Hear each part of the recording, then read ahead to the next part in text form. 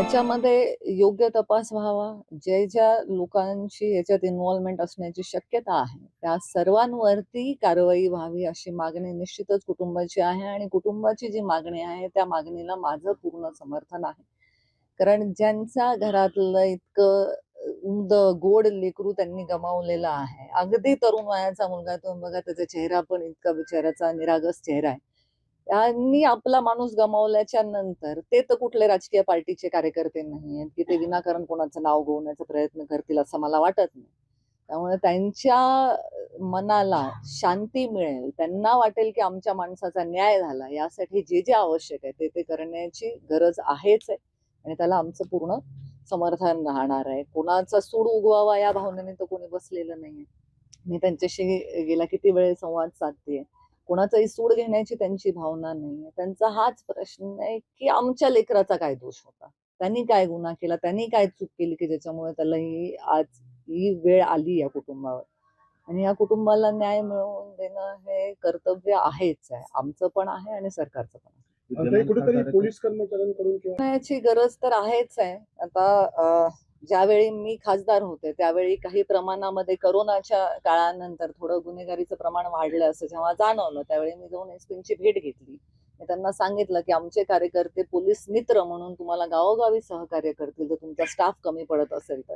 आम्ही लोकप्रतिनिधी म्हणून तुम्हाला मदत करू. हे मी त्यावेळी माझ्या हातात काही ताकद होती म्हणून मी माझ्यातर्फे मदत केली. आज जर बीड जिल्ह्यामध्ये कायदा सुव्यवस्थेचा बोजावारा उडत असेल, तर त्याच्यामध्ये निश्चितच पोलीस प्रशासनाने लक्ष देणं गरजेचं आहे.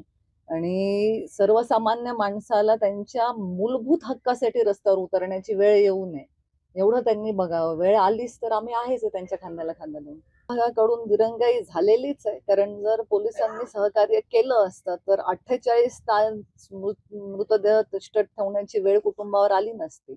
आज आपला माणूस गेला तर निदान त्याचे सर्व संस्कार तरी व्यवस्थित पार पडावे, ही कोणत्याही कुटुंबाची भावना असतेच.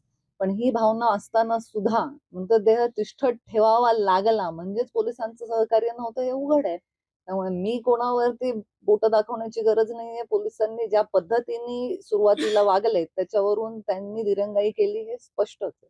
विद्यमान खासदाराच्या मुलाचं नाव येते पीडित कुटुंब तसं सांगतात, मात्र त्या अनुषंगानं कुठलाही तपास होताना पाहायला मिळत नाही. तपास यंत्रणांच्या कामामध्ये हस्तक्षेप करण्याचा मला अधिकार नाही.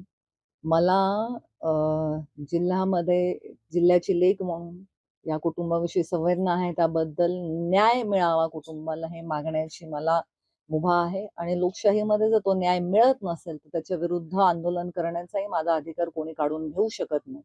आणि कोणाचं नाव आलं पाहिजे, घेतलं पाहिजे, नाही घेतलं पाहिजे, हे टेक्निकॅलिटी जे आहे या विषयाची, त्याच्याशी संबंधित समिती निश्चितच त्याच्यावरती योग्य कारवाई करेल. समिती योग्य कारवाई करत नाही असं जर आढळलं, तर मग मात्र आम्ही पूर्ण ताकदीनिशी त्यांना न्याय मिळवून देण्यासाठी रस्त्यावर उतरू. एवढंच मी कुटुंबाला सांगते.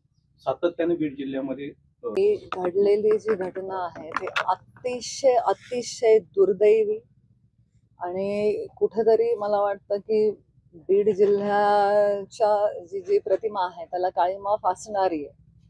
तर एक माणूस साधा आपला कोणाच्या आध्यात नसणारा, मध्यात नसणारा, कधी कुठल्या संस्थेशी नाही, कधी कुठल्या राजकीय गोष्टीशी संलग्न नसणारा, आपला उदरनिर्वाह करणारा साधा सरळ माणूस.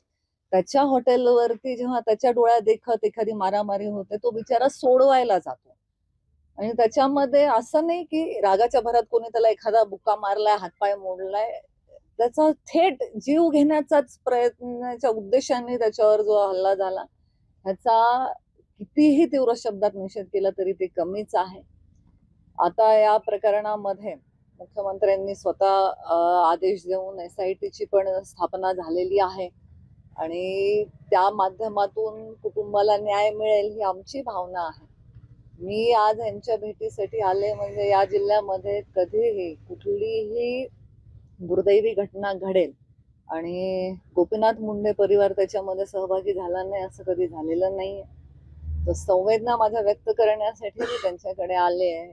तरी म्हणजे कालच येणार होते मी, पण मला जिल्ह्यात पोचायला काल खूप उशीर झाला, त्यामुळे मी काल नाही येऊ शकले. मला वाटतं की आज हे कुटुंब अतिशय क्लेशामध्ये, अतिशय दुःखामध्ये आहे आणि ते खऱ्या अर्थाने न्यायाची वाट बघतायत. जो न्याय त्यांना मिळेल ही आमची सरकारकडून अपेक्षा आहेच आहे. परंतु ते मिळत असताना जर कुठल्या पद्धतीचं काही कमी जास्त होतंय असं वाटलं, तर या कुटुंबासमवेत आम्ही पूर्णपणे हे प्रकरण तडे जाईपर्यंत त्यांच्या पाठीशी भक्कमपणे आम्ही उभे राहू. हा विश्वास त्यांना देण्यासाठी आज मी आले.